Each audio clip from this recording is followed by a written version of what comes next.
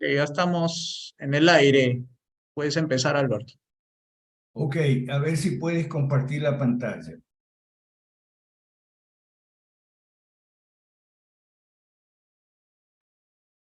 Perdón.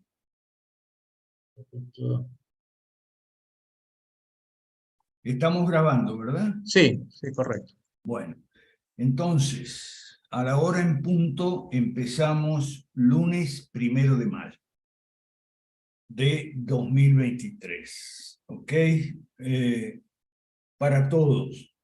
Nosotros no hacemos feriados, porque si vamos a hacer feriados no sesionamos nunca, porque los feriados de cada país son en días distintos, y entonces no festejamos feriados, ni celebramos feriados.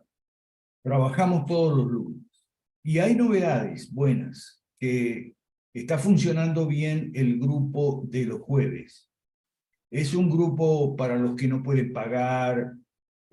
Por ahora no cobramos, pero más adelante vamos a cobrar, ¿ok? Los jueves. Otra cosita. Gracias, Keylor, por las grabaciones.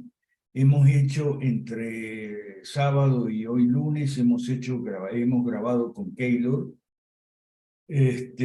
unos videos que van a estar listos para compartir, donde resolvemos un cuestionario que es el cuestionario de las preguntas que nos hacen todos los que no nos conocen, ¿ok?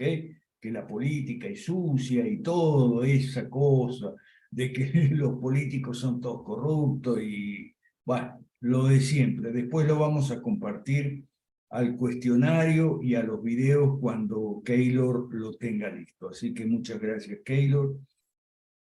Vamos a hacer una cosa, vamos a ajustar las horas de lunes y jueves, porque fíjese lo siguiente, algunas personas están en los dos grupos, están los lunes y están los jueves. Por ejemplo, de Venezuela, Cecilia Navas y Gabriel Massa están los lunes y están los jueves. Entonces, los lunes vamos a sesionar a la media hora antes para tener unificadas las horas y no nos confundamos, porque si no nos confundimos y yo mismo me confundo mucho. ¿Ok? Entonces, los lunes y los jueves vamos a sesionar a la misma hora, a las 6 horas de México, que es 7 de Perú. ¿Ok? A partir ya del lunes que viene. Yo voy a estar avisando, así que no se preocupe por eso. Bueno, a ver, ¿por qué estudiamos el romanticismo? Porque, y todo lo que tiene que ver con el feminismo, el comunismo y el anarquismo. Por muchas razones, y lo hacemos con esta película, porque esta película a mí me parece muy buena, espero que la hayan visto. ¿Okay? Cuando el señor Agustín Laje empieza con la primera ola feminista, la primera ola, y dice que son las sufragistas del comienzo del siglo XX, eso no es así. ¿Okay? Laje no está bien informado. El feminismo empieza no solo con Mary Shelley, empieza el romanticismo, y el romanticismo trae estas tres cosas: feminismo, comunismo y socialismo, anarquismo, ¿okay? A la izquierda.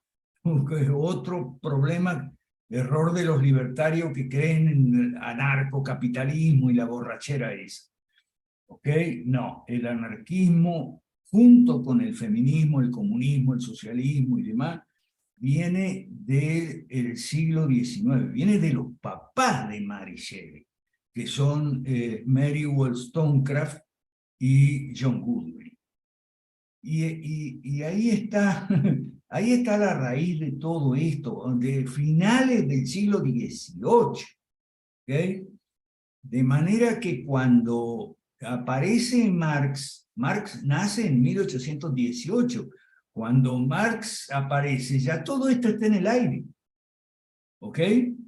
empujado por el romanticismo, y dentro del gran cuadro del romanticismo está el feminismo, el anarquismo y el socialismo y el comunismo. Por cierto, ustedes lo han visto a Milei diciendo que él es anarcocapitalista de largo plazo, pero en el corto plazo es minarquista y toda esa idiotez. Bueno, eso ya estaba en William Goodwin, el papá de Mary Shelley. El papá de Mary Shelley, estamos hablando de fines del siglo XVIII, ya decía esa tontería, ¿no? Que él, bueno, él era anarquista, pero que en el corto plazo podría admitir algún tipo de gobierno y demás. Y ahora entonces sale Milei y lo toman como gran novedad. Okay. Pero si eso ya estaba en William Goodwin.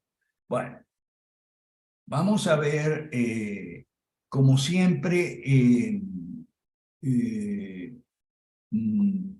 anote en un papel las preguntas que tenga, o si quiere las pone en el chat, porque después entonces vamos a revisar el chat. Tan pronto terminemos de repasar esta cartilla, vamos a revisar como siempre el chat primero y después abrimos los micrófonos para conversar todos, ¿ok?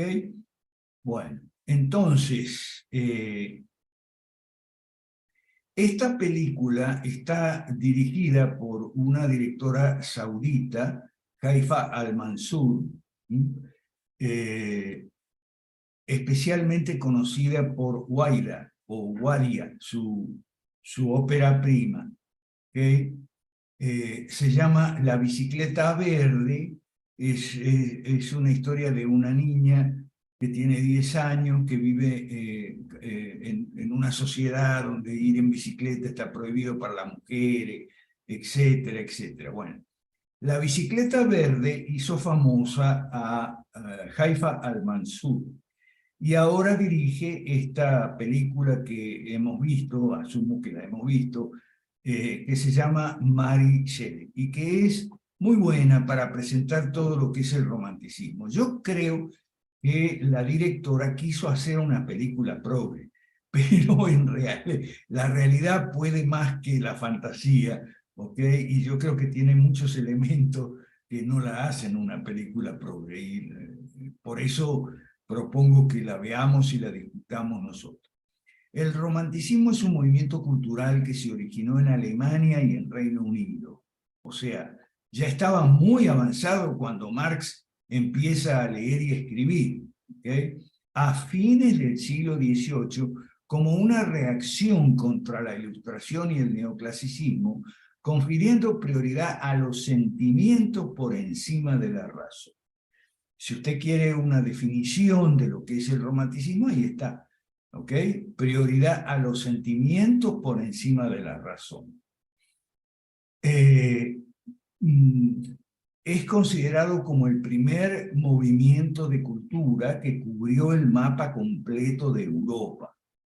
En la mayoría de las áreas estuvo en su apogeo entre 1800 y 1850, que son los años de la juventud de Marx. Luego se dio en parte lugar al positivismo, que fomenta el pensamiento crítico y el empirismo. La filosofía, el arte, la literatura y la política fueron influenciados por el romanticismo en el turbulento periodo que se extendió entre lo que se conocen como revoluciones burguesas, que se llaman también liberales. Aquí hay otra razón para estudiar bien el romanticismo, porque en el romanticismo, sobre todo en el romanticismo del siglo XIX, se usa mucho por los escritores románticos la palabra liberal. Y eso que ustedes ven ahora de los libertarios, esos son románticos. Nosotros somos liberales clásicos, los libertarios son liberales románticos. ¿No ve cómo eso de las ideas de la libertad? Eso es típicamente romántico. Nosotros no somos las ideas de la libertad, somos gobierno limitado. Eso es liberalismo clásico. ¿Okay? Se refiere a las revoluciones llamadas de las colonias americanas de Inglaterra, allá en América del Norte, la Revolución Francesa de 1789 y la primera Revolución Industrial, que empezaba a cambiar la vida tradicionalmente agraria. ¿Okay? Su característica fundamental, estoy en la página 1, es la ruptura con la tradición clasicista, basada en un conjunto de reglas consideradas estereotipadas. La libertad auténtica es su búsqueda constante. ¿Ve? Aquí, esta sesión de hoy y este tema del romanticismo nos sirve para ubicar a los libertarios. Los libertarios, la idea de la libertad, y la libertad avanza y avanza libertad y todo, pues eso es romántico. No tiene nada que ver con nosotros. Nosotros somos liberclásicos. ¿De acuerdo? Bueno. Debido a que el romanticismo es una manera de sentir y concebir la naturaleza, aquí está la raíz del ecologismo, ¿ok? Así como la vida y el ser humano mismo, es que se presenta de manera distinta y particular en cada país e incluso dentro de una misma nación. Pero hay rasgos comunes. Por ejemplo, el individualismo, el yoísmo, es típicamente romántico, ¿ok? Si ustedes, vamos a la película un poco ahora, si ustedes ven en la película, todo es yo, y yo, y yo, y yo. ¿Okay? La señora esta, Mary Shelley, yo, y yo, y yo, y después yo, y luego yo, y para terminar, yo. Me importa un pepino los padres, la sociedad, me importa un pito los demás. ¿Okay? Eso es típicamente romántico. Por eso, el héroe romántico de la política de hoy en día, la política libertaria, Milei, es puro yo. ¿Okay? Por eso nosotros esta mañana dejamos bien claro que nuestro protagonista en el proyecto 5 Reforma es el proyecto. ¿Okay? No es Tapia, no es Chapa, no es ninguno de nosotros, no soy yo, no nada de eso. El protagonista es el proyecto. Repito, no somos románticos y por ahí para calzar bien con esa posición es que estamos estudiando esta película y el romanticismo. Mary Shelley, voy al final de la página 1, fue una escritora, dramaturga, ensayista y biógrafa británica reconocida principalmente por su novela gótica Frankenstein o el moderno Prometeo, del año 18, que es el año en que nace Marx. ¿Okay? Cuando Marx nace ya se publica Frankenstein. El monstruo no se llama Frankenstein. ¿Okay? Frankenstein es el apellido de Víctor Frankenstein, que es el protagonista de la novela gótica. Víctor Frankenstein es el médico que, experimentando con el galvanismo, que estaba de moda en esa época, eso de meterle una electricidad a una rana y hacer mover la rana.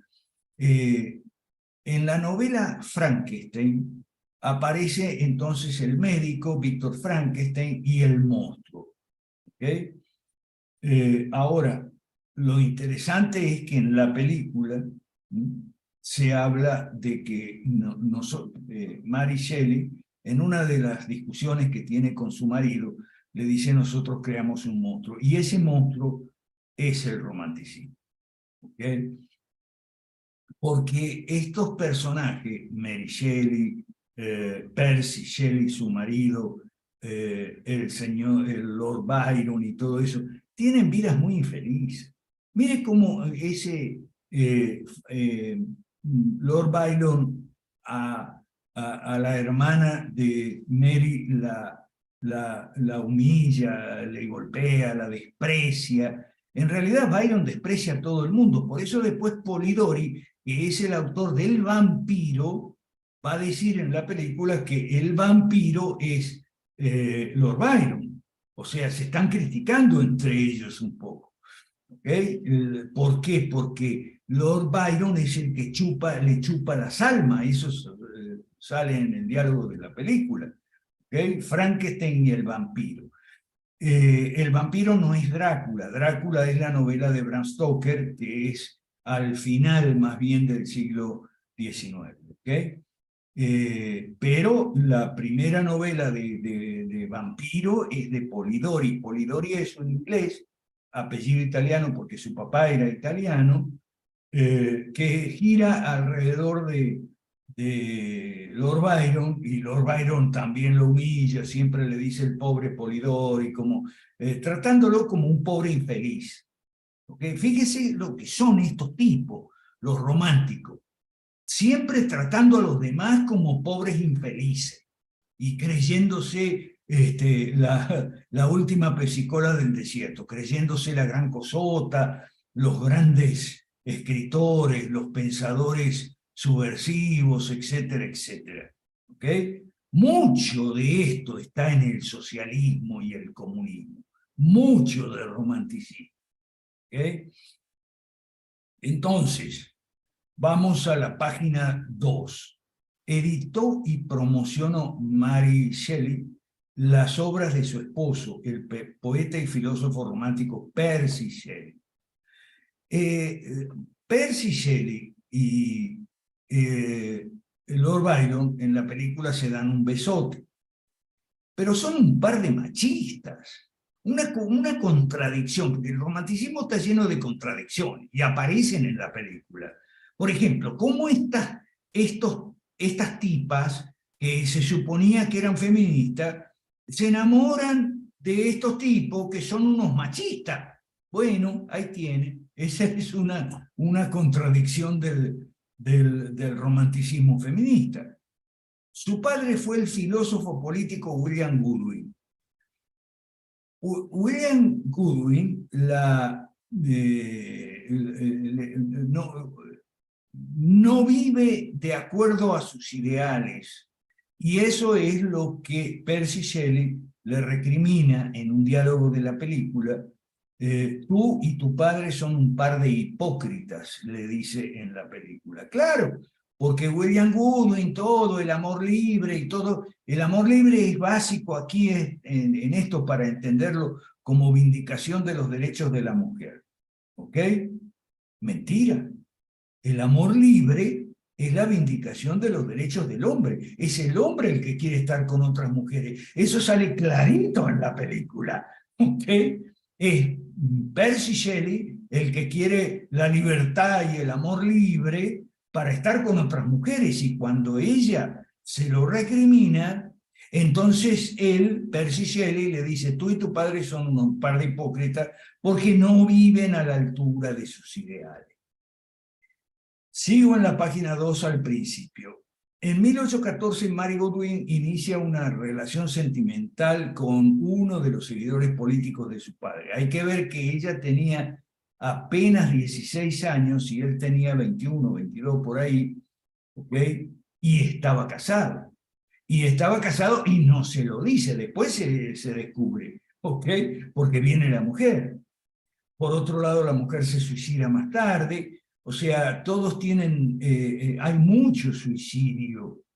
Ellos quieren o pretenden vivir una vida en libertad que signifique una vida feliz, pero resulta que son vidas muy infelices y muchos terminan en suicidio.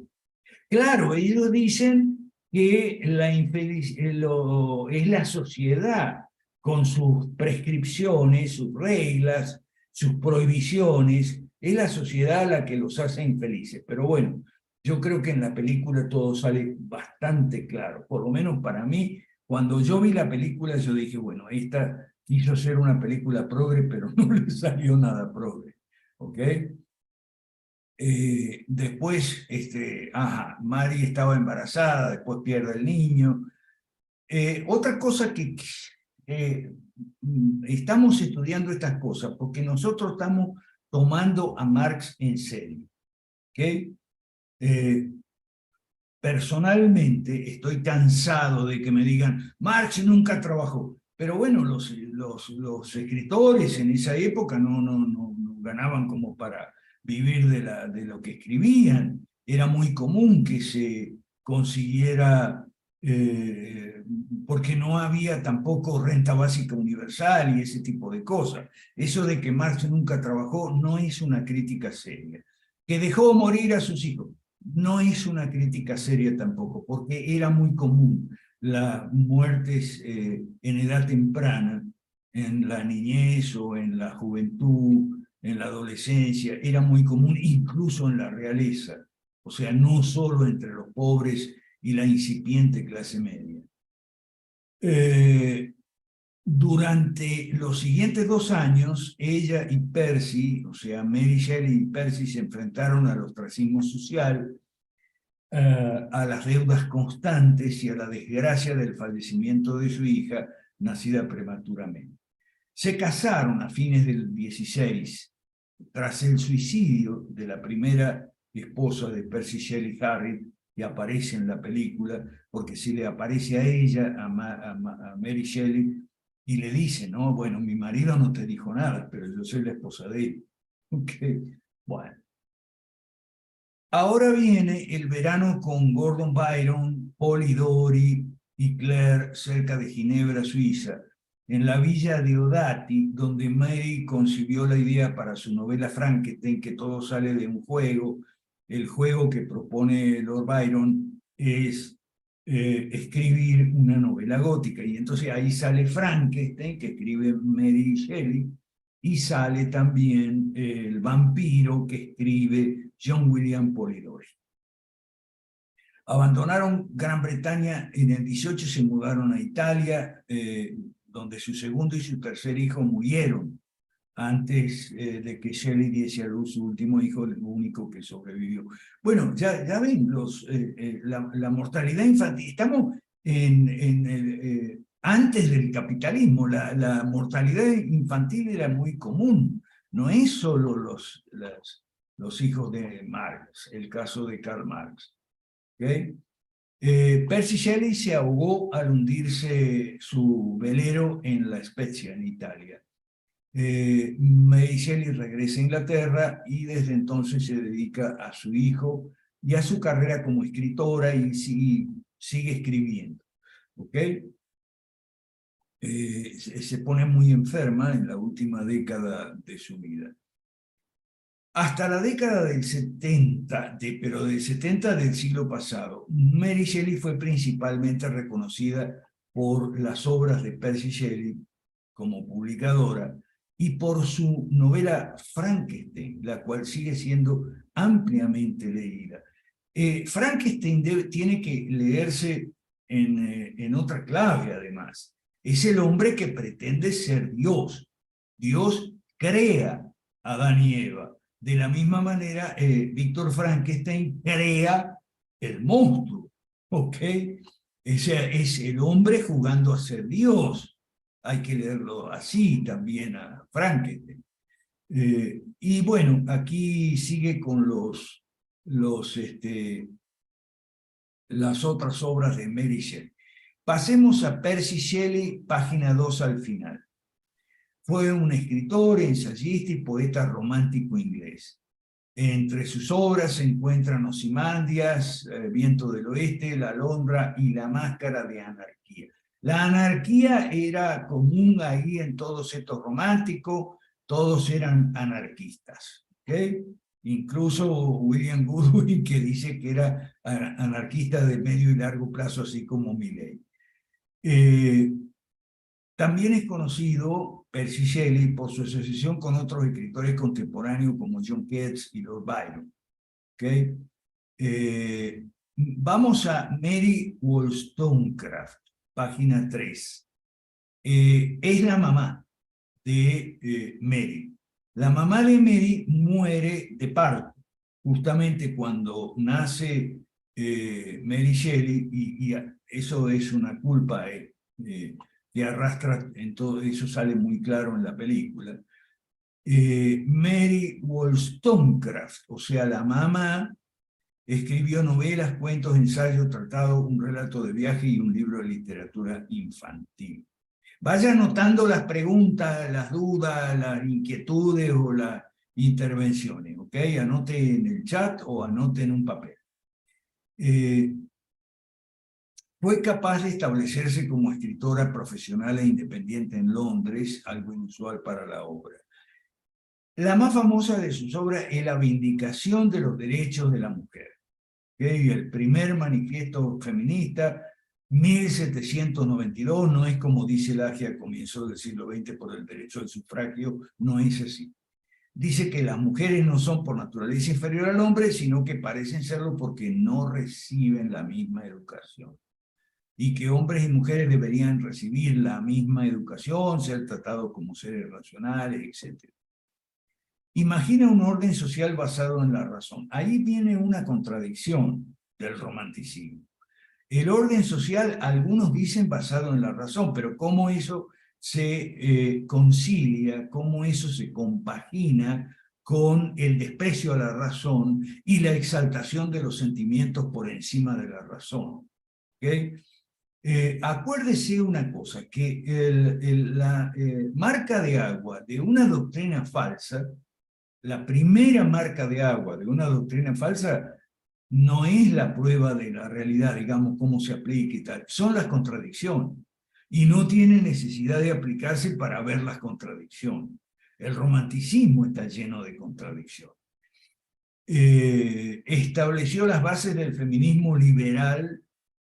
Bueno, sí, porque ellos se llamaban liberales, ¿okay? Sobre todo los discípulos de ellos, después que la palabra liberal tomó cuerpo en toda Europa a partir de 1812 en la Constitución de Cádiz. ¿Ok? Wollstonecraft se casó con el filósofo William Goodwin, uno de los precursores del movimiento anarquista. Tuvo a Mary Shelley, autora de Frankenstein, etc. Vamos a William Goodwin. ¿Okay? Página 3. Vamos a William Goodwin. Fue un político y escritor británico considerado uno de los más importantes precursores del pensamiento anarquista. Con su libro Justicia Política, quería decir la adopción de cualquier principio de moral y verdad en la práctica de una comunidad. O sea, se acaba aquello de que la verdad es la coincidencia con la realidad. No.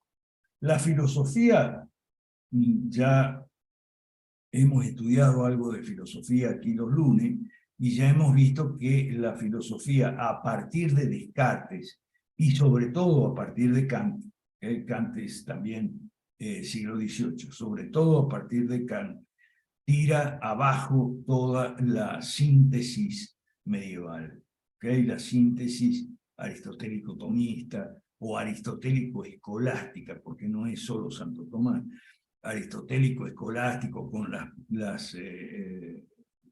los predicados, la sustancia, accidente, las categorías de Aristóteles. Tal. No, la filosofía ya lo había tirado a la basura eso, mucho tiempo antes. ¿Okay? Y junto con el romanticismo se desarrolla una filosofía que es en gran parte romántica, que es todo el idealismo alemán, ¿no? Schopenhauer, Nietzsche, etc.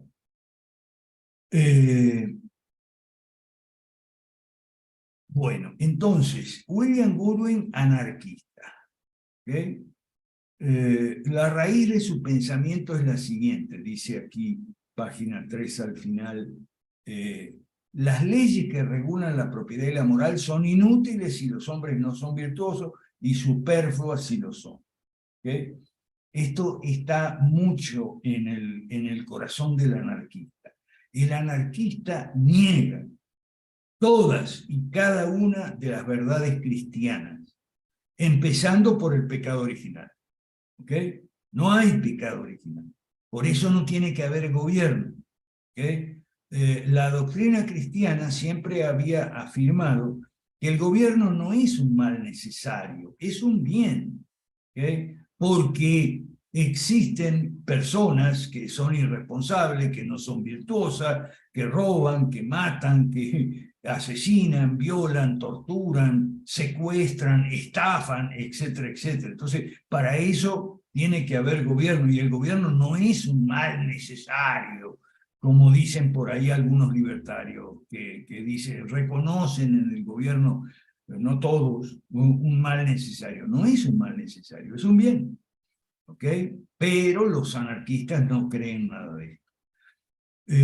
Goodwin creía en la capacidad de perfeccionarse del ser humano. Siempre es dándose golpes contra los principios fundamentales de la doctrina cristiana, ¿okay? De la religión cristiana.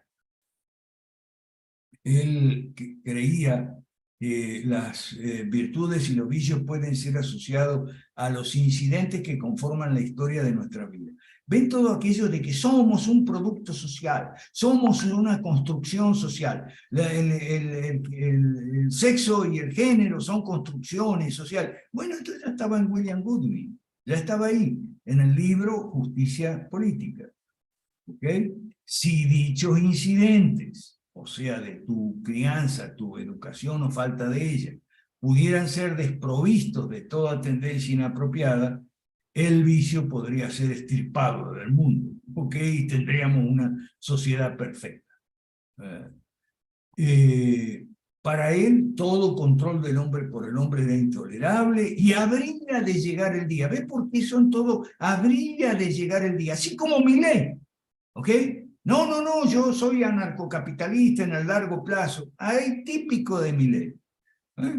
En Goodwin, este optimismo extremo combinaba con una fuerte creencia en el determinismo y la idea de que las acciones malignas de los hombres son producidas por las condiciones sociales corruptas que eran heredadas y que cambiando dichas condiciones se podría acabar con la maldad en el hombre. Esto es Rousseau, ¿okay? Rousseau, 100%.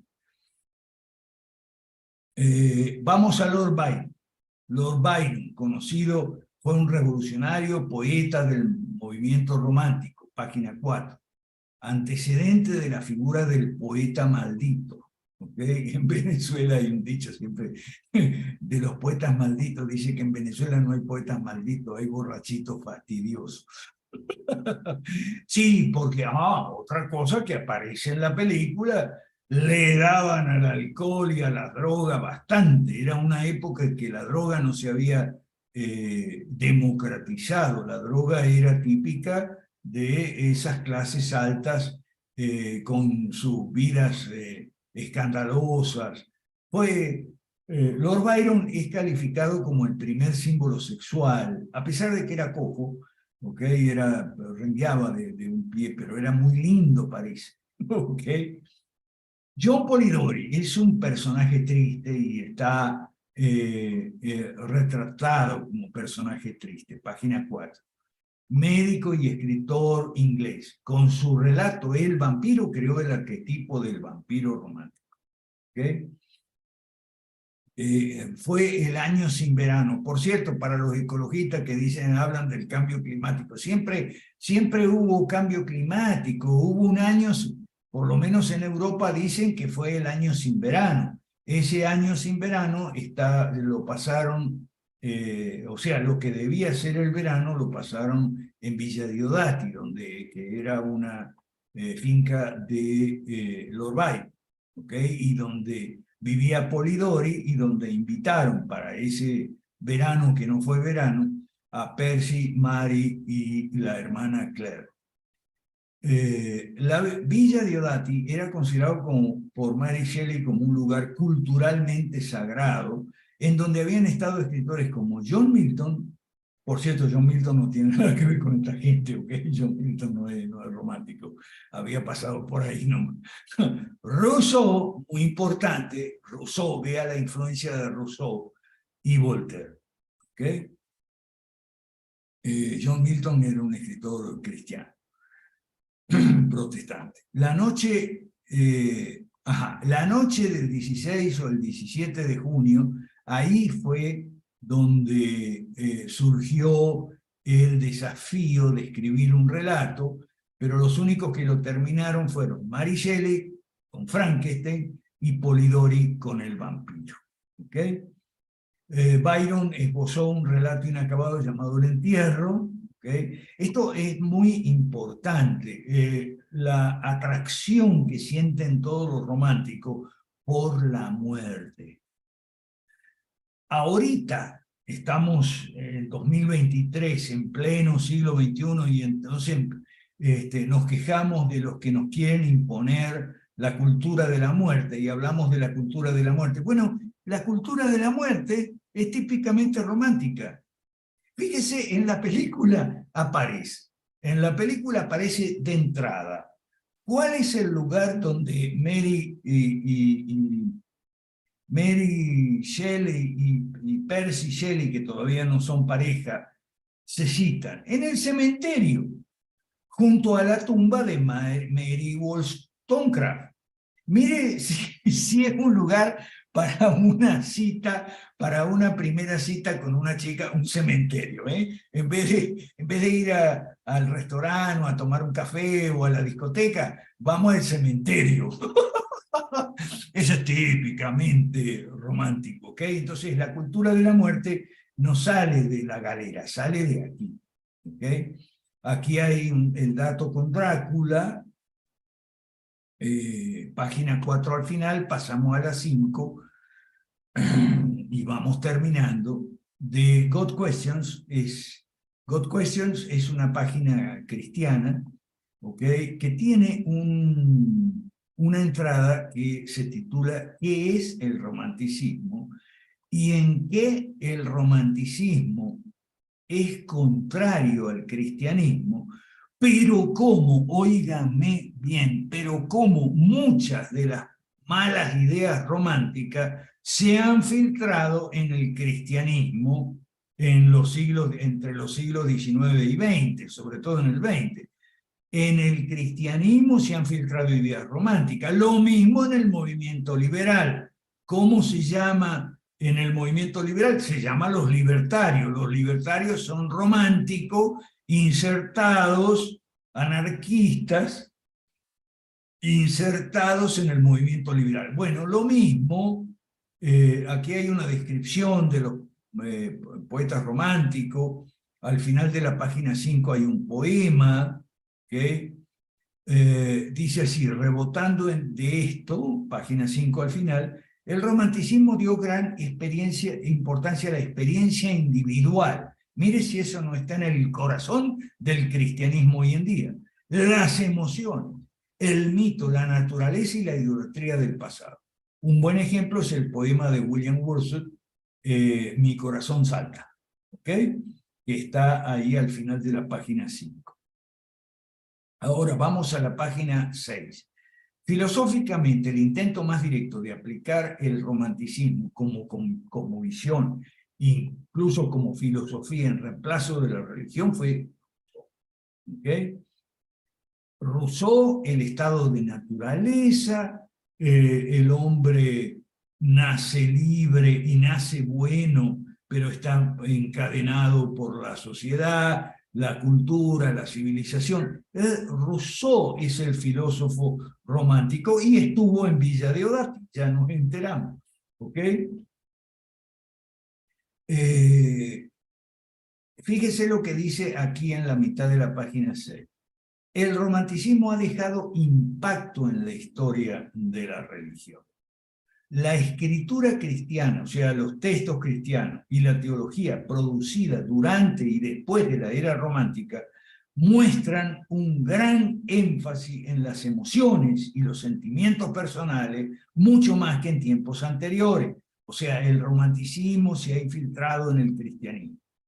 La influencia romántica cambió la forma en que el cristianismo occidental describió ciertas ideas teológicas, incluso si no tuvo un impacto inmediato en lo que creían los cristianos convencionales. Que me disculpen los católicos, perdón Chapas, perdón, pero el tema de la Virgen María es fundamentalmente romántico. ¿Ok?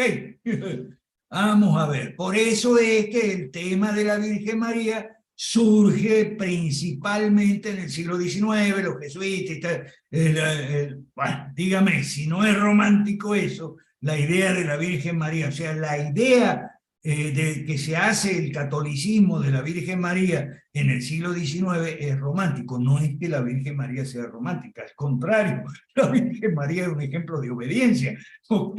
Es lo contrario al romanticismo, pero, ¿ok? En el catolicismo se desarrolló toda una idea romántica de la Virgen María, ¿ok? Bueno, vamos al chat. Aleida. No, Aleida, deja el romanticismo, deja el romanticismo. Que no lo leas. Ejemplo, tenemos la Pietà, ok. Bueno, a ver dónde estamos en el chat, ahí. Claro, dentro del romanticismo libertario, de los amantes de la libertad. Nosotros no somos amantes de la libertad, somos, postulamos el gobierno limitado, ¿ok? Ok, ahí está Adolfo Cagiao, saludo Adolfo, bienvenido. Adolfo se llama Adolfo Cagiao, ok, bueno. Sandra Álvarez, el romanticismo era una corriente que se oponía al liberalismo burgués, un enojo a la burguesía, pero no aparece en la película la palabra liberalismo, porque en la película estamos todavía en el siglo XVIII y principios del XIX. Entonces la palabra liberalismo en los idiomas europeos se adopta a partir de 1812, por eso entonces no hay palabra liberal. Bueno, a ver. Muy bien, entonces puedes dejarla compartir. Entonces, bueno, pero es que Aleida, ahí está el problema del amor romántico. Vamos a hablar un poquito del amor romántico. El amor romántico, tal como lo conocemos ahora, es una idea del siglo XIX. ¿Okay? Y el amor romántico y la idea que la gente se hace de la magia, del misterio del amor romántico, eso ha arruinado muchos matrimonios. ¿Ok? Ha arruinado muchos matrimonios porque concibe, expliquémoslo que para eso nos reunimos los lunes, ¿ok? Expliquémoslo. El amor romántico concibe el matrimonio como fruto del amor. Y el amor entendido a lo romántico, o sea, qué maravilla las flores, la primavera, el sentimiento del corazón y todo eso. El amor es un sentimiento del corazón. ¿Okay? Al modo clásico se concibe de otra manera. El amor es un compromiso y el matrimonio no es otra cosa que la formalización de ese compromiso de por vida, que incluye no solo a la pareja, sino a los que vienen, a los hijos por nacer, ¿ok? Y da lugar a la familia. Esa es la idea clásica de matrimonio. Hoy la idea de matrimonio está muy imbuida, muy influida por el concepto de amor romántico. ¿Okay? A ver, un segundo. Sí, había partidos liberales en 1821 en toda América Latina, no solo en Guatemala. Marladi dice que si estamos en oposición al amor romántico, entonces estaríamos fortaleciendo el feminismo. No. Marladi, a veces hay más de dos ideas en el aire, ¿ok? Gracias por ponerlo, porque me permites aclarar este tema del feminismo y el amor romántico. El feminismo también despotrica del amor romántico, ¿ok? Y por eso el feminismo sano, tal como lo entiende Rosana Kramer, a mí me gusta. A mí me gusta mucho ese feminismo y por eso yo recomiendo los videos de Rosana Kramer, salvo cuando habla de política y nos cae a palo a los liberales.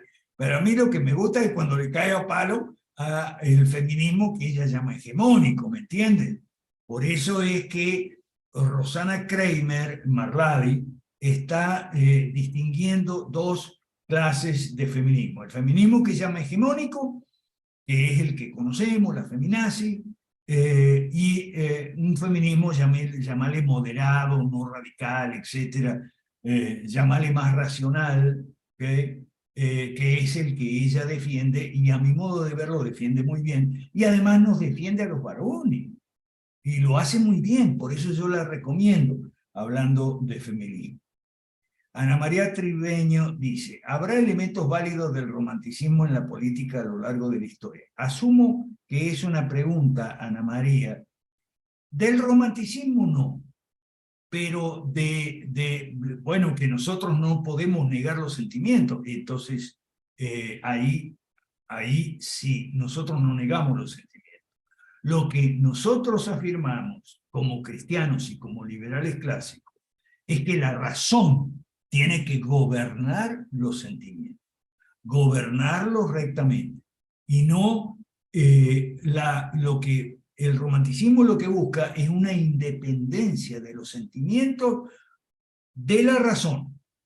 Los sentimientos se independizan del gobierno de la razón y se transforman en la guía, en sustitución de la razón para la conducta humana, tanto individual como política, social, económica y demás. Eso es lo que nosotros, en eso nosotros no concordamos con el romanticismo. Ahora, eso no quiere decir que neguemos los sentimientos existen. Lo que pasa es que tiene que ser gobernado por la razón, eso es todo. Ok. Bueno, pero ¿vieron o no vieron la película? A ver, ¿valió la pena la película? Pregunto, a ver, levante la mano. O sea, ¿valió la pena ver la película? Yo creo que sí, y yo la voy a ver de nuevo. Chapas, te escucho. Gracias, profe. Sí, efectivamente, sí, valió la pena ver la película.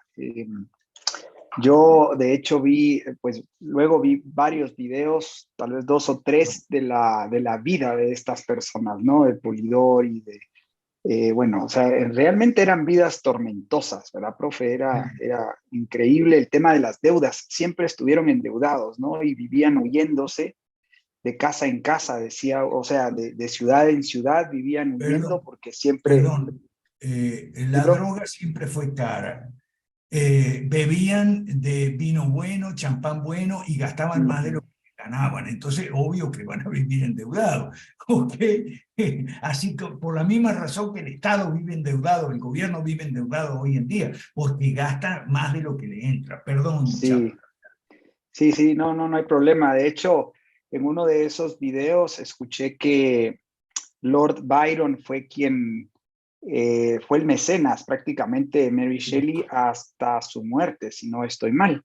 De hecho, ella escribió un poema o algo parecido que llevaba por título El último hombre. Y parece que lo dedicaba a Lord Byron, porque Lord Byron, después de la muerte de Percy, fue quien prácticamente se hizo cargo de Mary, ¿verdad? Bueno, interesantísima la historia, profe. Muchas gracias por la referencia.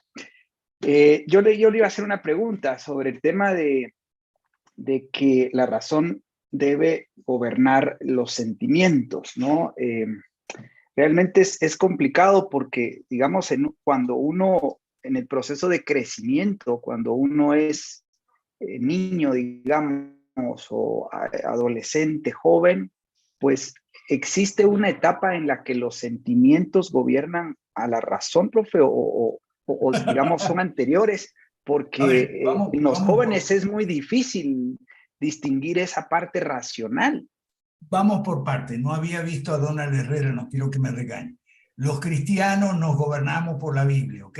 Lo que pasa es que la Biblia indica que la razón tiene que mandar sobre los sentimientos.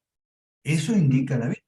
Y te dice, claro, Más claro imposible, engañoso es el corazón del hombre. ¿Ok? ¿Dónde lo dice, profe? ¿Tendrá el libro? Salmos y Proverbios. Salmos y Proverbios son los que hablan de cultivar la inteligencia, educarse, ¿ok?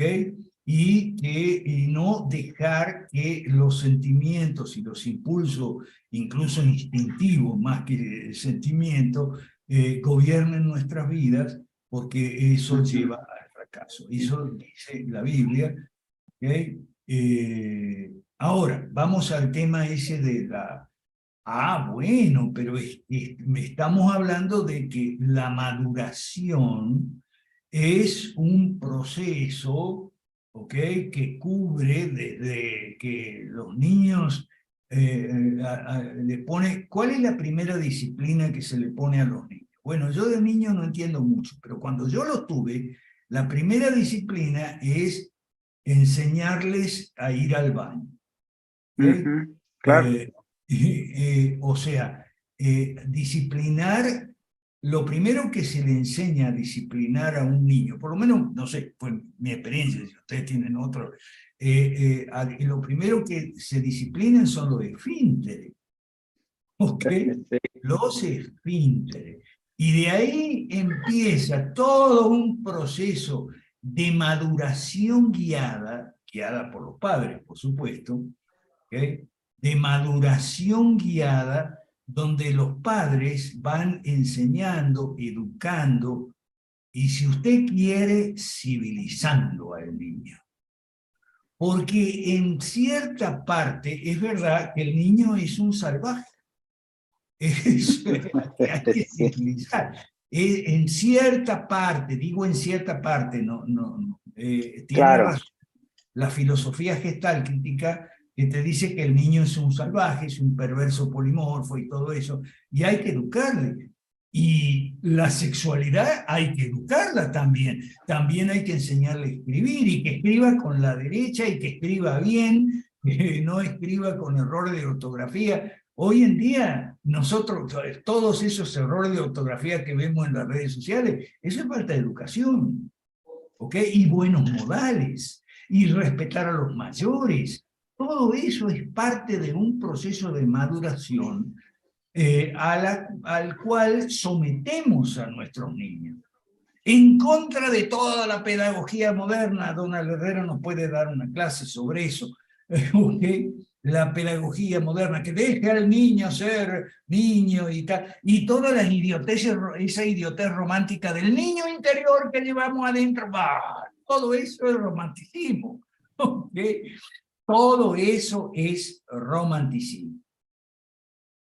En el chat Héctor Muñoz pone, sigue tu corazón de Disney, el romanticismo, es típico del romanticismo. De ahí que los que han de gobernar son los padres. El Estado no está capacitado, no es función del Estado gobernar a los niños. ¿Ok? Ok. El feminismo desde sus inicios, dice Adolfo Cajiao, nació sucio y tóxico, es decir, todas las olas del feminismo no aportan nada bueno a la sociedad, y el único feminismo que aportaba era sí, sufragista. Promovían el derecho de la mujer a votar, a heredar, a trabajar, promoviendo la igualdad ante la ley del hombre y la mujer. Nosotros lo hemos dicho muchas veces, queremos queremos capitalismo, porque el capitalismo le da a la familia, le abre opciones que la pobreza les niega. Y una de esas opciones que la pobreza les niega es que la mujer pueda ser esposa y madre sin trabajar afuera si no quiere. Hoy no se puede porque un salario no alcanza, o un ingreso, digamos, del varón no alcanza. Entonces la mujer tiene que salir obligada a trabajar, no importa si quiere o no quiere, si le gusta o no le gusta, igual tiene que ir a trabajar para tener 2 salarios y hasta 3 salarios, y algún ingreso extra, etcétera, etcétera, etcétera. Bueno, todo eso es falta de capitalismo. Y la falta de capitalismo es por el socialismo, el comunismo, el anarquismo, que nacieron el feminismo, la ecología, muy importante, la naturaleza y todo eso, y la cultura de la muerte, todo eso es de origen romántico. ¿Ok? Bueno, entonces, ok. Aleida dice que es muy romántica, a pesar de los descalabros vividos a la fecha por ser así.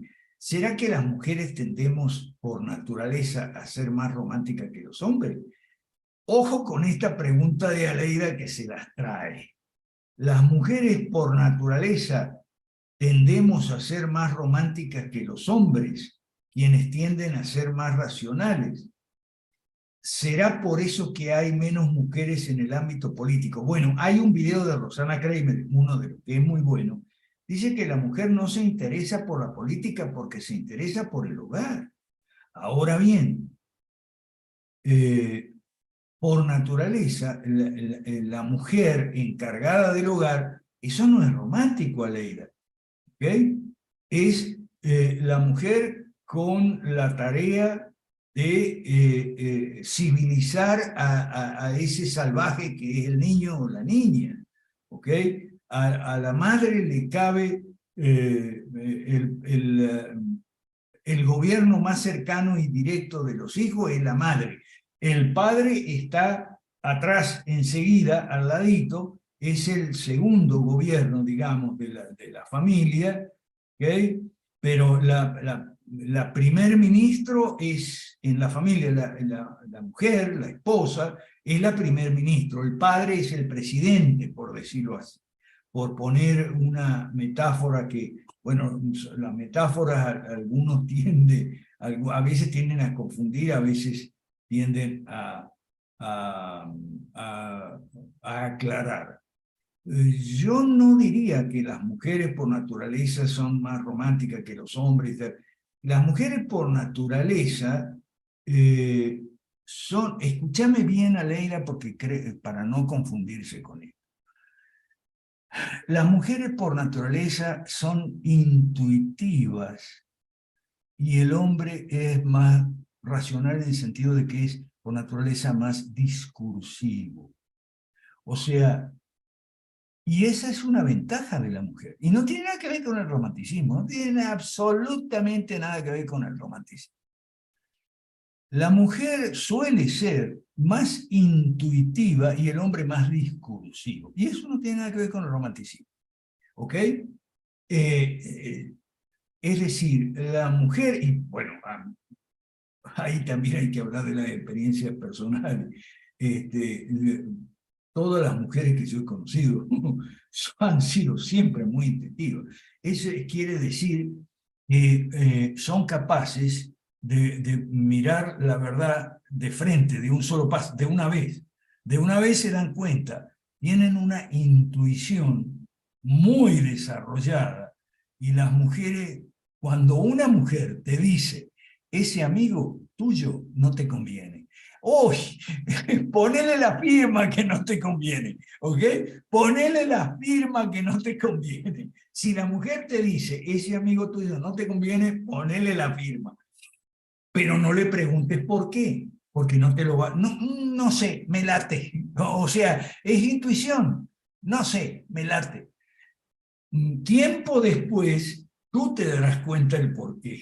¿Ok? Pero eso normalmente es tiempo después. ¿Ok? Todos creemos en el amor, ¿ok? Pero ojo con el amor romántico. Más romántica, dice Donald, pregunta, o más sentimentales. Sí, es posible que sean más sentimentales, pero insisto, más intuitivas que discursivas y sí más sentimentales las mujeres, en el sentido de que las cosas les duelen, les llegan más profundo, sienten un dolor más profundo por ciertas cosas que los hombres somos un poquito a veces indolentes, en el sentido de que no nos duele, y a una mujer sí le duele. Es muy fácil ofender a una mujer, por eso los hombres tenemos que andar con muchísimo cuidado. La mujer es vaso frágil, dice la Biblia. Y sí, es verdad, es vaso frágil. Así que trátela con cuidado, ¿ok? Bueno. Dice Neri, las feministas dicen que si hubiesen más mujeres en el poder habrían menos guerra. Sí, sí, Neri. Te pongo un ejemplo. ¿Cómo terminó en Roma la guerra entre los romanos y los sabinos? Los romanos raptaron a las sabinas, a las mujeres, porque necesitaban mujeres. ¿Ok? Entonces eso desencadenó una guerra. Pero las sabinas se casaron con los romanos, tuvieron hijos y demás, y fueron ellas las que pararon la guerra. ¿Ok? Porque estaba la guerra enfrentando a sus maridos e hijos romanos con sus padres y hermanos sabinos. Ese ejemplo es para mí sumamente indicador de que sí, en eso tienen razón las feministas, si hubiera más mujeres en el poder, habría menos guerra. Yo sí lo creo, porque ese ejemplo de la Sabina es viene muy a cuento. Bueno, Okay. pero Margaret Thatcher no fue un ejemplo tan, tan claro. Margaret era un varón.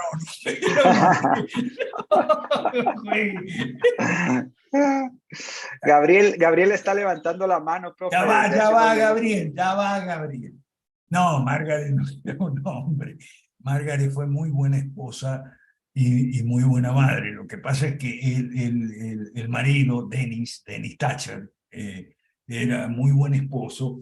Le gustaba mucho salir a tomar con los amigos y a jugar a las cartas, al bridge, y entonces la dejaba tranquila a Margaret. Y como tenían plata, porque además era buena cristiana, educada en el metodismo y demás, Margaret siempre, eso es para destacar. Bueno, sí, dice Aleida, depende también de qué tipo de mujeres, muy observadora Aleida, porque hay muchos tipos de mujeres como hay muchos tipos de hombres. Las mujeres tenemos nuestro lado masculino, dice Marlade. Sí, a veces sí. Las que toman decisiones y son más prácticas, lo demuestran. Sí, a veces sí. De acuerdo, de acuerdo. ¿Ok? Pero Entonces, hay mujeres tocando que han puesto coches bomba y han matado. bueno, sí. En Perú. Sí, cómo no. Las guerrilleras, en América Latina, las guerrilleras siempre han sido mucho más crueles, y tan crueles y sanguinarias como los varones, o tal vez más. ¿Ok? Sí, eso sí hay que tomarlo en consideración. Bueno, dale, Gabriel, dale. Buenas noches. Saludos, profesor. En esa lectura que usted estaba argumentando, a mí me llamó la atención porque yo había leído la parte de William Godwin, que dice que él era anarquista, pero creía en un gobierno provisional, creo que un gobierno corto, ¿no? Sí. Y yo me recuerdo una clase que usted dio hace tiempo de que hubo un economista español que él dijo que él era anarquista filosófico, pero minarquista en la realidad. Algo Tontería, así. tontería. Ese es Huerta de Soto. Entonces, no, bueno, últimamente ya ni eso. El anarquismo es una enfermedad grave, insertada en el movimiento liberal, que siempre hemos estado mal representados. ¿Ok? Ajá, sigue. Sí, entonces es que yo me acuerdo que cuando usted dice que decir ese argumento de que filosófico aquí en el pensamiento y anarquista en la realidad viene siendo como una especie de nihilismo ruso. Entonces, ¿qué Sí, tuvo que ver? ¿Qué tuvo que ver ese romanticismo más que todo también en la Rusia del siglo XIX? Porque yo recuerdo que hubo escritores que algunos defendían el nihilismo y otros lo refutaban, como por ejemplo Dostoyevsky. Bueno, eso lo vamos a ver el lunes. Okay. El lunes vamos a estudiar otro tema. El lunes vamos a ir al tema del gobierno mundial, de dónde sale la idea marxista del gobierno mundial, y lo vamos a comparar con la idea cristiana del gobierno mundial. Acuérdese que los imperios cristianos, el imperio bizantino y los imperios cristianos occidentales fueron gobiernos mundiales. O sea, tener un gobierno mundial para evitar las guerras y resolver los conflictos entre los países no es algo malo necesariamente. Lo que pasa es que hoy tenemos un gobierno mundial de inspiración marxista. Eso lo vamos a ver el lunes. Y tiene que ver con el anarquismo, porque vamos a ver la historia de la primera, de la segunda y de la tercera internacional. En el chat dice Donald, el entendimiento del romanticismo y su influencia en el libertarismo contemporáneo es poderoso para entender a los Huerta de Soto y similares. Bueno, esa fue una de las razones por las cuales nos reunimos hoy y fijamos como tema el romanticismo. ¿Okay? ¿Qué es lo que? Además dicen un montón de mentiras, especialmente Ancho Basto, que te dice que todos los gobiernos han nacido del robo y el pillaje. Lo siento, Ancho Basto no ha estudiado historia, no ha estudiado la historia del Imperio Romano. ¿Okay? Las invasiones de los pueblos bárbaros no eran invasiones, no querían aplastar el Imperio Romano, querían vivir adentro de él, porque era mejor. Eran emigraciones. Ustedes todos estamos viendo cómo hay una tremenda emigración para vivir en Estados Unidos. Hay una cantidad, millones de latinoamericanos hacen fuerza en la frontera para entrar en los Estados Unidos. Bueno, en el Imperio Romano era lo mismo. Los vándalos, los godos, los suevos, los aranos, los sajones, todos querían entrar en el Imperio Romano, porque en el Imperio Romano había tres cosas. Había tribunales, perdón, había legiones, había tribunales y había caminos y acueductos. Es decir, seguridad, justicia, obra pública. Era un gobierno mundial limitado. ¿Okay? Sobre todo después que se cristianizó el Imperio Romano, después de Constantino, al que los garroteros le tiran de todo, le dicen de todo a Constantino, pero si Constantino fue el que paró las persecuciones, y el que decretó la libertad de culto por lo menos para los cristianos. Ah, pero anda a explicarle eso a los garroteros. ¿Okay? Bueno, entonces, el libertarismo contemporáneo está influido por Murray Rothbard, principalmente. Y Murray Rothbard fue un fracasado, toda su vida fracasó. Él quería atraer a la izquierda y se le ocurrió que metiendo el anarquismo, sobre todo con el libro de Franz Oppenheimer, el Estado, ¿okay? Y las tesis del anarquista Franz Oppenheimer, metiendo eso en el cuerpo doctrinal de la escuela austríaca, se iba a atraer a la izquierda. No atrajo a nada. Fracasó en eso. Lo que sí nos creó un problemón. Nos creó hoy el problemón de los anarquistas metidos en el movimiento liberal. ¿Okay? De la misma manera que tenemos muchas cosas que son parte del problema. Yo estoy saliendo mucho de los cristianos garroteros en Facebook, en Twitter, estoy quitando de mí. No quiero ser amigo, no quiero seguirlo, ni que me sigan a mí. Garroteros son los del católicos contra los protestantes y protestantes contra los católicos. Hemos grabado el sábado y esta mañana con Keylor un video donde yo puse claramente las cosas en su lugar. El mensaje que pasamos fue este. Católico, hermano católico, el protestante y el evangélico no es tu enemigo. ¿Okay? Hermano protestante y evangélico, el católico no es tu enemigo. ¿Okay? Tenemos muchas diferencias. No acabo de decir yo que lo que hicieron los católicos con la Virgen María es romántico y todo eso. Bueno, sí, tenemos muchas diferencias. ¿Ok? Pero no somos enemigos, ¿ok? No es para andar a garrotazos todo el tiempo en Facebook y Twitter, y los enemigos son otros. Los enemigos son la cultura de la muerte, que viene junto con el anarquismo, el socialismo y el comunismo y el feminismo, dentro de ese paquete que llamamos romanticismo y que estamos estudiando hoy. Juan Alberto. Gracias, Don. Gracias, Mario. Voy a hacer la pregunta del $1.000.000. Entonces, creer en Dios no es romántico.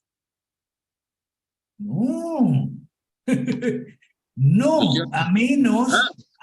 Claro, yo lo digo porque siempre nos acusan de que eso es idealismo.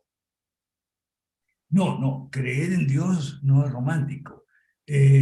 Más bien todo lo contrario. O sea, ni los románticos no creen en Dios. ¿No viste la escena de la película donde entran en la iglesia? Mary Shelley y Percy. No, disculpa, no vi la película. No vi la película. Ah, tenés que verla. Tenés que verla. Sí, hay abordajes románticos de la fe cristiana. ¿Ok? Sí. Pero no son solo los católicos con la Virgen María. Vamos a ser justos, ¿no? También hay gente no católica, lo que se llama evangélico, que son terriblemente románticos. Y así como los católicos tienen a la Virgen María, tienen la música.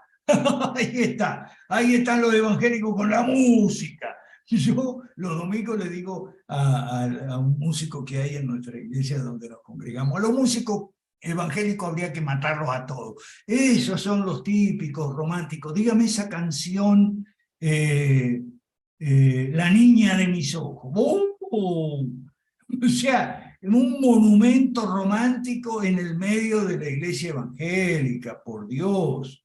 ¿Ok? No. Juan Alberto, a ver, ser cristiano no es romántico, más bien es al contrario. El romanticismo choca en todas sus variantes, sus vertientes, sus aspectos. El romanticismo choca con la fe cristiana. Claro, y eso es lo que ha desviado el concepto del cristianismo y lo ha izquierdizado. No, lo ha vuelto hasta llegar a este papa que dice yo soy comunista, ¿no? O sea, sí, es que es comunista. Más absurdo, lo más ridículo, ¿no? Y es un tipo que no ha entendido lo que es la cristiandad. Pero ese romanticismo no es cristiandad, pero está metido en la cristiandad. Está metido en todas las iglesias. O sea, se ha infiltrado, digámosle así. Creo que es la palabra más correcta. A ver. Es una idea romántica de la fe. Claro. ¿Qué es la fe? ¿Qué es la fe para un cristiano no romántico? Es el asentimiento a los testimonios de las Escrituras, por ejemplo, sobre la muerte y la resurrección de Cristo. Es el asentimiento a un hecho histórico. La resurrección de Cristo fue un hecho histórico. Por supuesto, los ateos lo niegan y todo eso. Es el asentimiento, y es algo racional, ¿eh? O sea, no es una cosa irracional. O sea, la idea romántica de fe es irracional. La fe en el corazón y el corazón. Yo le llamo cristianismo cardíaco. Todo es el corazón y la fe. No. ¿Okay? O sea, por eso me gusta mucho cuando César Vidal explica cuándo se escribieron los evangelios. Los evangelios son testimonios de cosas que ocurrieron. Nosotros no estuvimos ahí, así que no las vimos. Entonces tenemos que creer en lo que dicen, si te convence, ¿okay? Si te convence lo que dicen los evangélicos, los evangélicos, si encuentras coherencia, si encuentras razones para creer. Tú no crees sin razones, esa es la fe romántica, creer sin razones, la fe del corazón, no. ¿Okay? Nosotros tenemos fe porque tenemos razones para tener fe. Dice el apóstol, estar siempre listos para dar razones de nuestra esperanza. O sea, ¿cuáles son las razones que abonan nuestra fe? Nuestra fe no es algo irracional, la de los románticos sí. ¿Ok? Claro, Oh. ese es cierto. Por eso aquí también hay que diferenciar ese cristianismo romántico del cristianismo no romántico. O sea, cuando tú vas viendo y vas estudiando la Biblia, que es importante que lo sigamos haciendo los jueves, vas conociendo que la verdad no es romántica. ¿No es cierto? Correcto. Y esa es la verdad que nos hará libres. La verdad no es romántica. Así es. Por eso es que yo planteaba la pregunta del $1.000.000, porque ahora que has hablado de lo romántico y todo eso, es necesario que nosotros sepamos argumentar que si hacemos fusión entre el liberalismo clásico y los conceptos políticos bíblicos, es porque ambos son totalmente objetivos, ¿cierto?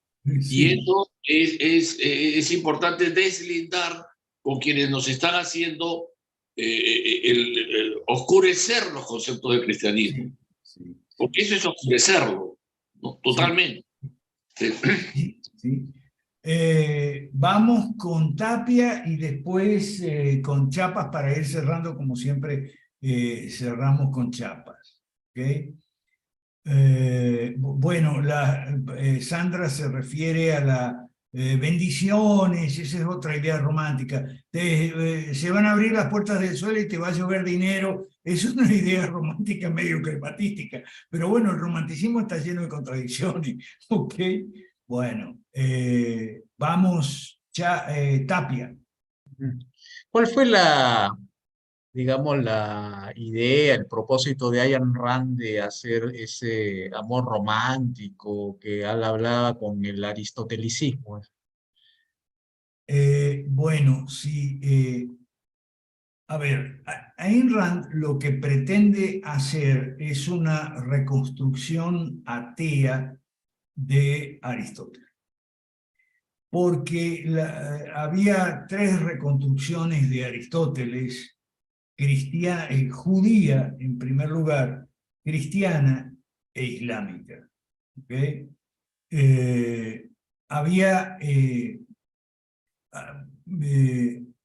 Entonces, Ayn Rand lo que pretende es hacer una reconstrucción, una cuarta reconstrucción del pensamiento de Aristóteles que fuera atea. Ahora, Aristóteles no era ateo. Claro, no era cristiano, no tenía la revelación, pero no era ateo tampoco. ¿Okay? Y lo que ella quiso hacer es una reconstrucción atea del pensamiento de Aristóteles. Aquí en el chat, el pensamiento mágico pendejo, dice Héctor Muñoz, es romántico, exacto. Bueno, Tapia pregunta sobre Ayn Rand. ¿Algo más, Tapia? No, si eso tenía pues obviamente algún añadido para nuestra causa, ¿no? Si servía o no lo que ella podía haber escrito o pensado en el amor romántico, si era para reforzar el capitalismo, si tenía algún propósito para hacer política. Bueno, Ayn Rand en el tema romanticismo ¿qué es el PMP, Donald? Que pusiste PMP aquí, no sé lo que es el PMP. Ok. Ayn Rand se contradice un poco, porque por un lado destripa el romanticismo, pero por otro lado el héroe, el Atlas, la rebeldía es típicamente romántica. Así que ahí hay una contradicción.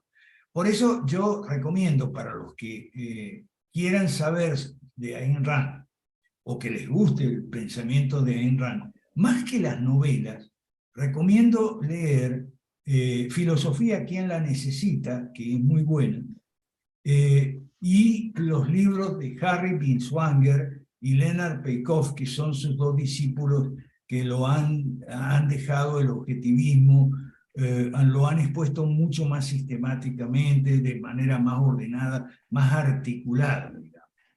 ¿Qué cosa es el PMP, Donald? No sé lo que... Bueno, Pensamiento mágico pendejo, profe, es pensamiento mágico pendejo. Pensamiento mágico pendejo, ok, sí. El No, bueno, pensamiento mágico, sí, eso es romanticismo, estamos inundados de romanticismo, ¿ok? Y por eso la gente no quiere aceptar la verdad, ¿ok? Porque están con Zelensky, no, ya viene la contraofensiva. Zelensky perdió la guerra. Antes que se acabe el tiempo, una pregunta que la tengo en el tintero. Ajá. ¿A quién beneficia? Porque una cosa es lo que hemos estado analizando, pero otra cosa es que hay alguien que le saca provecho a esto. Sí. ¿A quién beneficia el despertar conceptos totalmente absurdos y que ya han sido discutidos antes, como el anarcocapitalismo y todos estos temas? ¿A quién beneficia? Al sistema y a los que viven del sistema. O sea, estos son promocionados porque el sistema los tiene de mecanismo de defensa. Bueno, digamos que toda esta gente romántica son funcionales al sistema y son piedras en el camino nuestro, son piedras de tropiezo en el camino. ¿Okay? La gente no quiere aceptar la verdad, ni sobre Ucrania, ni sobre China, ni sobre Estados Unidos, no quiere aceptar la verdad porque tiene una mentalidad de Guerra Fría que es muy romántica, ¿okay? Una mentalidad de Guerra Fría cuando la Guerra Fría en realidad ya pasó. Estamos en la post-Guerra Fría. ¿Okay? Pero eso, esta gente no lo hace por ingenuidad, lo hace porque sabe que lo está haciendo por un propósito. Gloria Álvarez sabe lo que está haciendo. Este Laje, de hecho, que sabe lo que está haciendo. Le escuché una entrevista cuando habla de su libro La generación de idiotas. Aparte que viene a vender los libros a esa generación de idiotas, él sabe que viene a confundir a la gente, ¿no? Igual yo pienso que Milei, o sea, yo creo que ellos están convencidos de lo que están haciendo, ¿no? No son ellos ingenuos es su público. No sé, yo no puedo, no tengo la posibilidad de ver en el interior de ellos si son de mala fe o es ignorancia. Ahí es donde uno muchas veces tiene que, o sea, no puede decidir si lo hacen de mala fe o lo hacen por ignorancia. No, yo no te puedo decir, no sé. ¿Okay? Ahora, que son funcionales, sí, y que benefician es al sistema, y que son piedras de tropiezo. Busque mi artículo 27 piedras de tropiezo de nosotros los liberclásicos 5 reformistas. Ajá. ¿Chiapas? Sí, gracias, profe. Tenía aquí algunos comentarios, a ver si voy breve. A nosotros, aquí en Guatemala, nos han dicho románticos más de una vez, quizás confundiéndonos, queriendo decirnos idealistas. ¿Sí? Cuando exponemos el programa de las 5 reformas y la transición y todo esto, pues por lo general nos llaman románticos, idealistas, utópicos, y bueno, más bien a veces nos ponen esa etiqueta a nosotros, ¿no? Quiero hacerlo saber, pero sí, como usted bien ha dicho, es gente de clase media y clase alta. En nuestras recientes caminatas que hemos hecho los fines de semana con gente muy sencilla, el tema del anarcocapitalismo, el anarquismo está realmente, o sea, es prácticamente inexistente, ¿no? O sea, no, ahí lo que hay y que hemos percibido nosotros que hemos caminado en estos últimos días es muchísima desesperanza en el futuro, profesor y amigos. Es increíble, la gente ya no cree absolutamente nada, está en posición de que sea lo que Dios quiera, ¿verdad? Porque ya no ven ninguna salida. O sea, cuando nosotros nos presentamos como una posible solución, como una alternativa, ya no hay. Y esto sucede en clases populares, clases trabajadoras, ¿no? Así que bueno, quería comentar eso. Y vamos por parte. Vamos por parte. No somos idealistas ni utópicos, tenemos principios. Los demás no tienen principios, son como Groucho Marx. Tengo estos principios, pero si no te gustan, tengo otros. Nosotros tenemos principios. Y la gente de clase media, esos figurones con los que ustedes se han venido reuniendo, espero que no se reúnan más, honestamente, porque no, eso sí que no sirve para nada. Hay que seguir trabajando con la gente de clase popular. Y si la gente de clase popular es escéptica, busque los jóvenes. Los jóvenes de clase popular tal vez no son escépticos. Dios, peor, ¿sí? profe. ¿Ah? O sea, peor, pues, o sea, las muestras que hemos sacado en los jóvenes. Estamos muy mal en América Latina. Estamos pésimamente mal. ¿Okay? Sí. O sea, ahí tienes, mira, bueno, en Colombia, por ejemplo, cada 2 meses hace una marcha a la derecha mala. ¿Okay? Y eso es todo, una marcha cada 2 meses. ¿No? Y ponerle apodos a Petro, el Cacas. Y en Chile lo mismo, el Merluz. Y ya. Estamos mal. Y la derecha mala acaba de ganar las elecciones en Paraguay. ¿Okay? Sí, cabal. Ojo, ganó porque y los jóvenes. El voto opositor se dividió entre los buquelistas, votaron por el Paso Cuba, y la izquierda y centroizquierda votó por Efraín Alegre. Por eso ganó la derecha mala. ¿Okay? Y es muy probable que hayan votado muchos jóvenes por esa derecha mala. El presidente es bastante joven, creo, ¿no? El presidente electo. No sé, no sé, no tengo idea. Bueno, y vamos. lo último que iba a decir, profe, en defensa de los católicos no románticos, sobre la exaltación o la veneración a la Virgen María. Yo recién compré el misal de la misa tradicional, y la verdad es que yo veo que se venera a la Virgen María desde, híjole, profe, o sea, hay oraciones de Santo Tomás de Aquino a la Virgen María, pues, o sea, creo que es más bien la exaltación que la mera veneración, ¿no? Pero bueno, ahí la dejo por si da mucha polémica. Pero todos los dogmas marianos más importantes son del siglo XIX. Y en este siglo tenemos las apariciones, que Medjugorje, bueno, en este siglo tenemos las apariciones y los mensajes de la Virgen. Antes habían puesto el magisterio de la Iglesia Católica por encima de la Biblia, ahora ponen las apariciones por encima del magisterio. ¡Oh! Están fregados los católicos. O sea, no. Y bueno, y los evangélicos con el concepto romántico de la fe como algo romántico, como algo que se opone a la razón, que no se basa en razones. Estamos mal los cristianos en América Latina. Por eso, ahora, lo primero que tenemos que hacer los cristianos en América Latina es dejar de garrotearnos unos a otros, como es en Facebook y en Twitter, que yo ya estoy cansado y ya lo estoy quitando a los garroteros.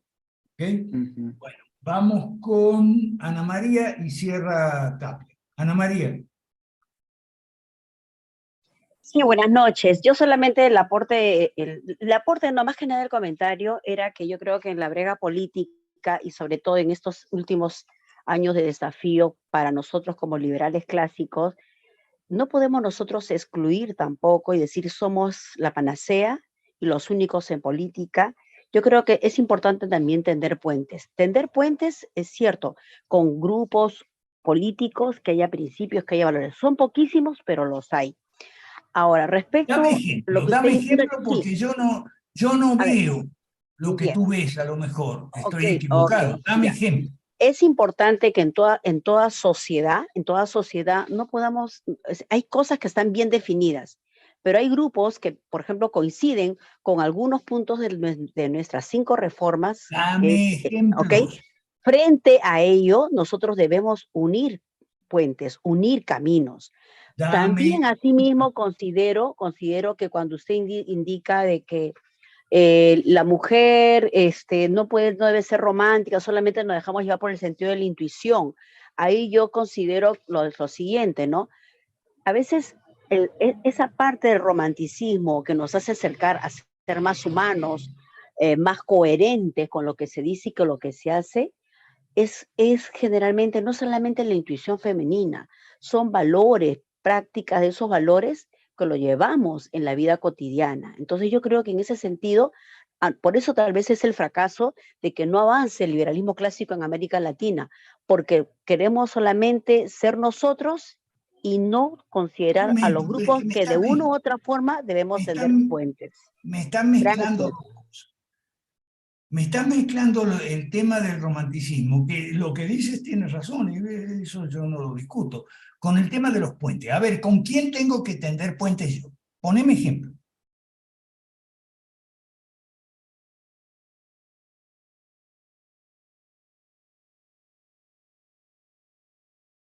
Dale el micrófono.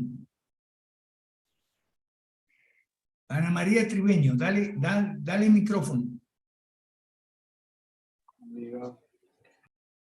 A ver, ¿me escuchan? ¿Me escuchan? Sí, ahora sí. Dame ejemplos con quién tengo que tender puentes, porque no veo a nadie. A lo mejor yo considero que tenemos que tender puentes en América Latina, buscar que son mínimos, pero los hay. Personas que, por ejemplo, respetan la libertad, respetan a la persona humana, respetan lo que es la inversión privada, no quieren más regulaciones, no quieren más controles del Estado. No los veo. Yo veo pura derecha mala nomás. Bueno, es por eso yo creo que realmente no avanzamos nosotros en América Latina y tenemos tantas áreas políticas dentro de la política latinoamericana, ¿no? Y no me los das.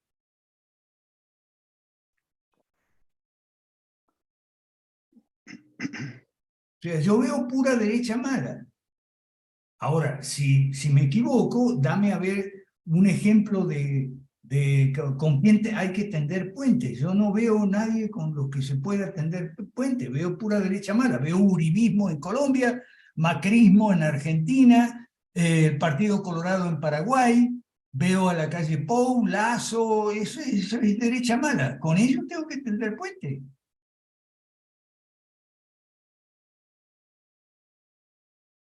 A ver, Tapia, a lo mejor nos sacas de la duda.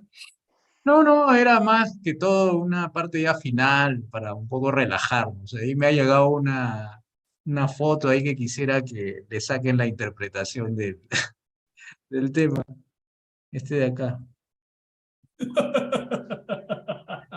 Dice que esa es la mirada Kubrick, dice así. Dice que es una composición cinematográfica donde el personaje mira en dirección a la cámara inclinada hacia adelante para transmitir a la audiencia que el personaje en cuestión está en el punto más alto de su trastorno mental.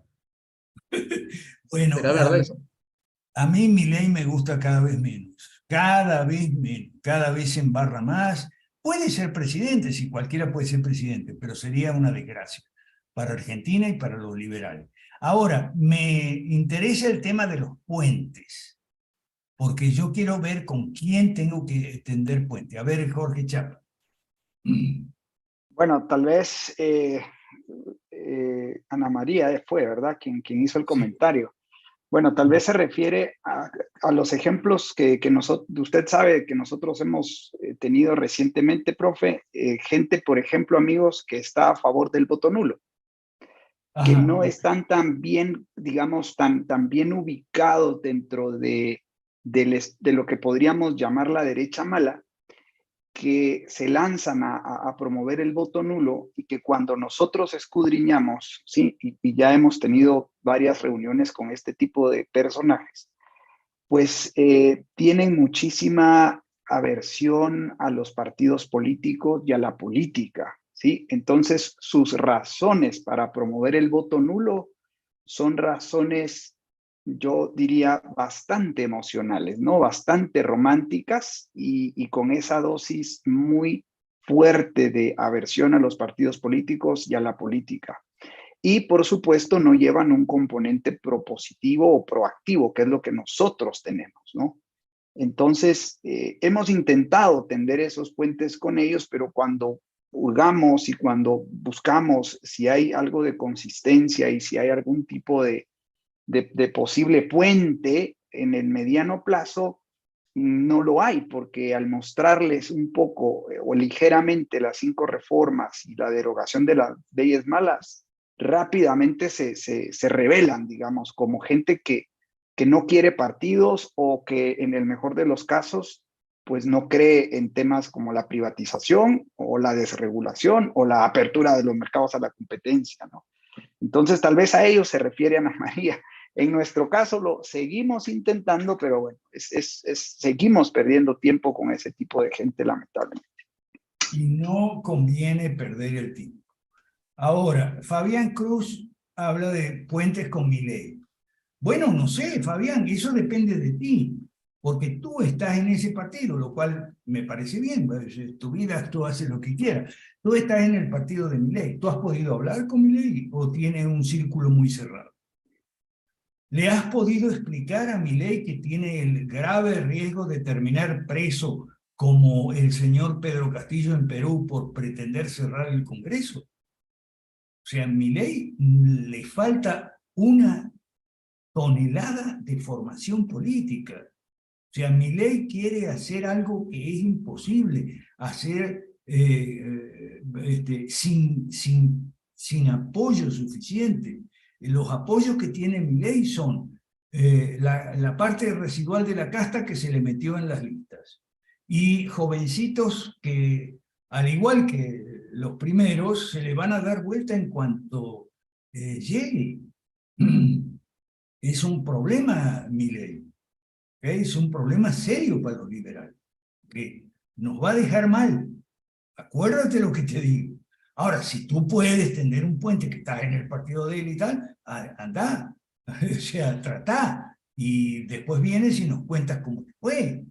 ¿Okay? Porque acuérdate que un puente tiene 2 cabezas, una y la otra. Una sola cabeza no puede hacer un puente. ¿Ok? Hace falta que la otra tenga apertura para dialogar. Yo el único puente que veo es que deberíamos estar haciendo puentes entre católicos y no católicos, y no lo estamos haciendo. Bueno, a eso me refería yo, a que nos va a dejar mal, a que hay un propósito escondido detrás de esto. Yo quiero creer que no, yo quiero creer que no. O sea, pero bueno, no importa si hay un propósito o no hay un propósito. Porque es que si nosotros hacemos un puente con Milei, vamos a terminar saltando del puente con Milei. Entonces, no. Bueno, pero eso depende de Fabián. Bueno. O sea, Fabián está en el partido de Milei. Fabián quiere ser candidato a la alcaldía de Avellaneda. Que hay muchos chicos como Fabián que creen que Milei y nosotros somos lo mismo. Y eso es porque Fabián tiene que asistir a estas clases y aprender. Sí, él está, yo converso mucho con él, no te preocupes por eso. ¿Ok? Claro. El problema es, Milei está dispuesto a escuchar. O sea, eso es, o sea, Milei quiere hacer algo imposible, que es suplir toda la formación política que no dieron los tanques de pensamiento. Para mí, Milei es el producto típico de los tanques de pensamiento. Mucho Mises, mucho Friedman y Rothbard y demasiado Rothbard, ¿okay? Y nada más. Formación política, nada. Nada, pero de nada. Milei está dispuesto, por ejemplo, a escuchar que se le explique la diferencia entre política y politiquería, porque él no la tiene clara, para nada. No conoce la diferencia entre política y politiquería. Milei está dispuesto a escuchar, por ejemplo, qué cosa es el populismo. Vamos a estudiar los jueves.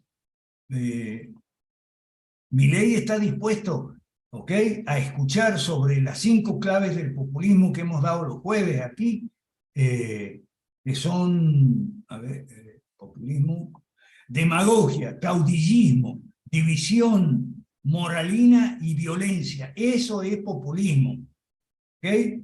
Y para mí esas 5 claves las tiene Milei. ¿Estaría dispuesto a escuchar Milei sobre populismo? No lo sé. A ver, si querés, prende el micrófono y comentanos cuál es tu experiencia con Milei, querido Fabián. Nos quedamos un ratito más porque derivó bien, ¿eh? Hola Alberto, ¿cómo estás? Hola a todos, Ajá. ¿cómo andan? Diga. Estaba acá escuchando, pero recostado, así que por eso no prestando atención en la charla. Miren, el equipo de Milei es muy cerrado. Yo estoy en una agrupación que está dentro del combo de La Libertad Avanza, que después se verá cuando sea el armado de listas, ¿sí? Encima estoy en provincia de Buenos Aires, tampoco estoy a nivel nacional, ¿sí? Pese a que, bueno, la provincia de Buenos Aires es la provincia más importante de todas. Y estoy en la parte de prensa, tampoco en los equipos de nada, ni equipos de trabajo en lo que es economía, no sé, salud, trabajo, educación, infraestructura y todo ese tipo de cosas. Es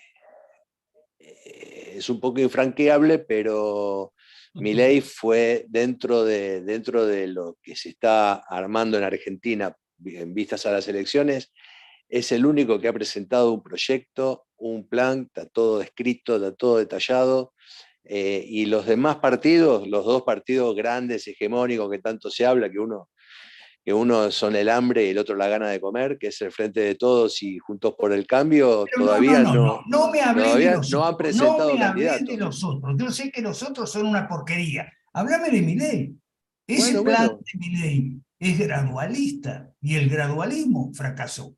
Además, yo no entiendo, y no entiendo tampoco la ignorancia de los argentinos. Milei quiere que en Argentina se adopte oficialmente la moneda fiduciaria de los Estados Unidos, de la cual los BRICS quieren salir.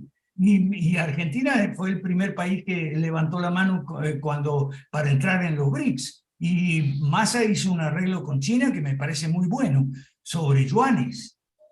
Y Milei no, el dólar. ¿Está dispuesto a escuchar Milei?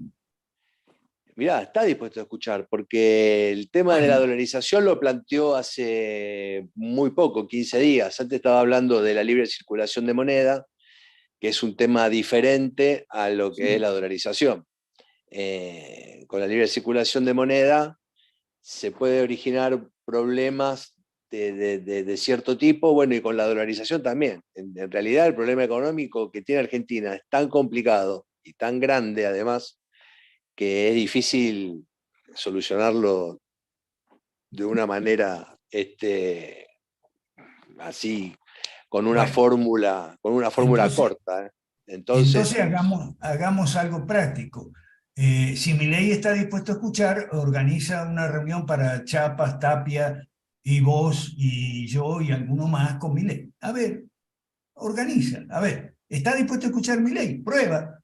Bueno, pruebo.